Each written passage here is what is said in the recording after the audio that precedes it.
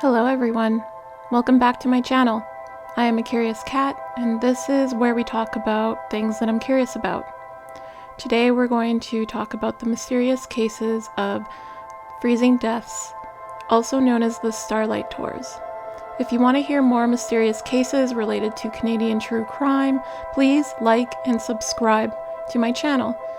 I will be posting videos on a variety of topics, but at this time, true crime is my main interest.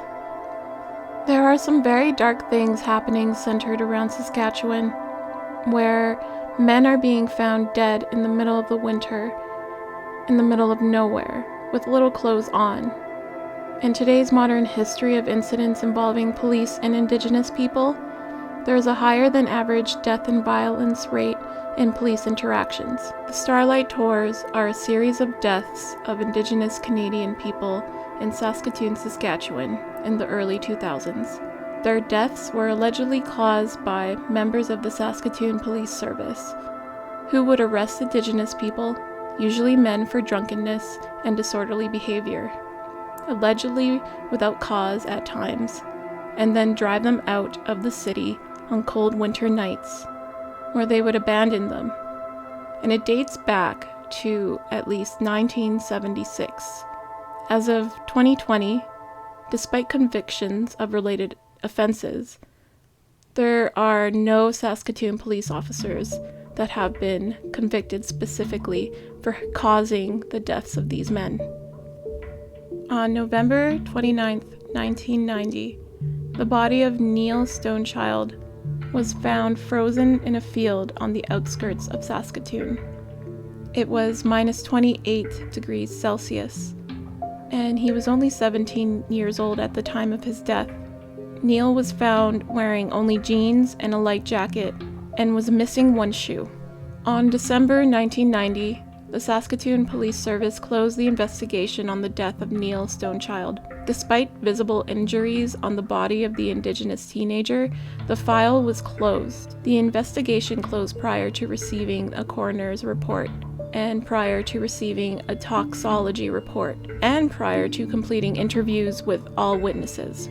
The investigating officer said, "The kid went out, got drunk, went for a walk, and froze to death." Neil, the teenager, would become subject of public inquiry. His death would become synonymous with a racialized police practices called Starlight Tours. In February 2000, 400 people marched to downtown police station to demand the inquiry into these freezing deaths. 4 years later, a 14-month inquiry on Stonechild's death concluded that Stonechild had been in police custody on the night of his disappearance, and the two officers were suspended, then fired. Just fired. No statement about if they killed him, only that they were negligent, essentially.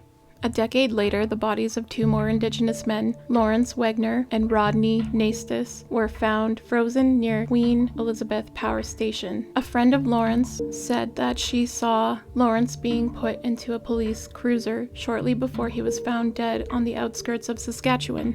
Lawrence Kim Wegner was a 30-year-old student at Federated College. Rodney Naistus, a 25-year-old, was found on January 29th in the industrial area just north of the power plant. An inquiry into his death failed to solve the mystery of how he ended up in the field without a jacket or shoes and wearing socks that showed no wear. Observers say that he couldn't have walked from the last place he was seen on 20th Street more than a mile away in his stocking feet without shredding those socks and doing serious damage to his feet. Two policemen picked up Darrell Night outside his uncle's apartment on January. Darrell Night is a survivor, and he says he remembers the racial slurs, the blue and white police cruiser, and having his jacket stripped off of him by uniformed officers who drove him outside the city and abandoned him. He said he can also recall the badge numbers of the two officers who left him in desolate stubble field near Queen Elizabeth II Power Station in the first week of February. They called him a drunken Indian and other racially based comments. He was traumatized by the whole ordeal, and it caused him to reconsider his confidence in the public system. This article came out in February 2000, and the Saskatoon Police Service was under heavy fire for these allegations, and the investigation was later handed over to the RCMP. A year later, the 2 police officers accused of dropping off Darrell Night in the outskirts of the city were found guilty of unlawful confinement, which means depriving someone of their individual liberty and seizing them against their will. However, the constables Dan Hutchin and Ken Munson were acquitted in the case that heightened tension between police and the Native community. And acquitted means free of charge. While searching for news clips, I came upon a more recent Starlight Tour interview where a man named Ken Thomas filed a complaint against Saskatoon police saying that he was picked up by 2 officers and dropped off outside city limits at the night in the cold. Ken Thomas, who is a marathon runner, said he stepped out of the bar on Saturday night to have a cigarette after attending a concert. It's right after the T-Pain and Nelly concert. We went for some drinks afterwards because, just because it was a date night. And my significant other was waiting inside for me. I mean, I'm not too big of a smoker, but I went outside for a cigarette, decided to have a cigarette. And I was approached by a black SUV with 2 police officers inside. I don't really know the names. I don't remember their face. I complied with them, and they told me to get in a vehicle.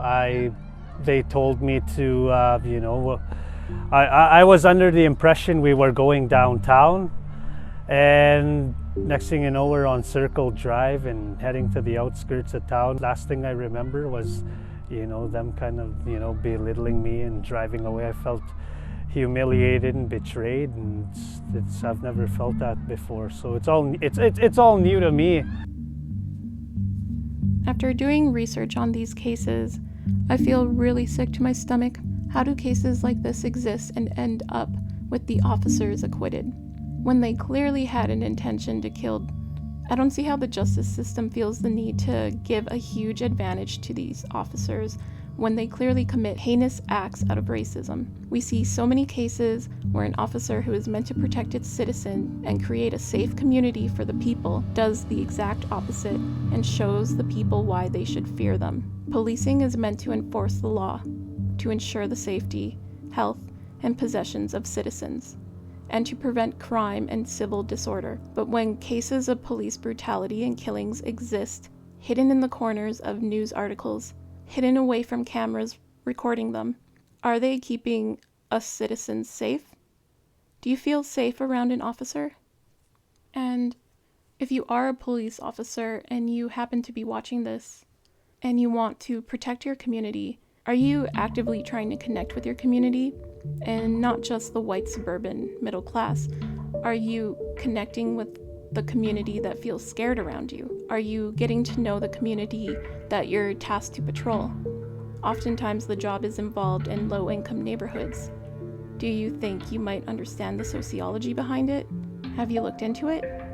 Ask yourself, do you feel a weird sense of anger around Black, Indigenous, and people of color?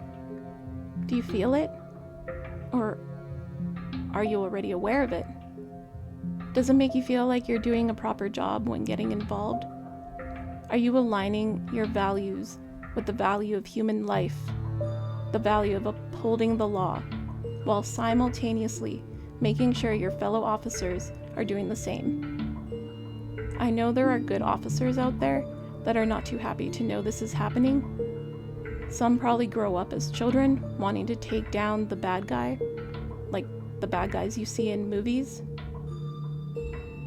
They are looking at these cases and wondering, why would any officer of the law do this to people? I can only hope they work towards a better outcome collectively. I mean, yeah, it wasn't okay. I mean, how long has this been going on? How many people has this happened to? They haven't come forward. It's not okay. We need to address this situation. These type of cases make me wonder who else is missing out there. Where are they now? If the area where those 4 men were found was compromised, is it now hidden somewhere else? Are there more cases like this that haven't been covered?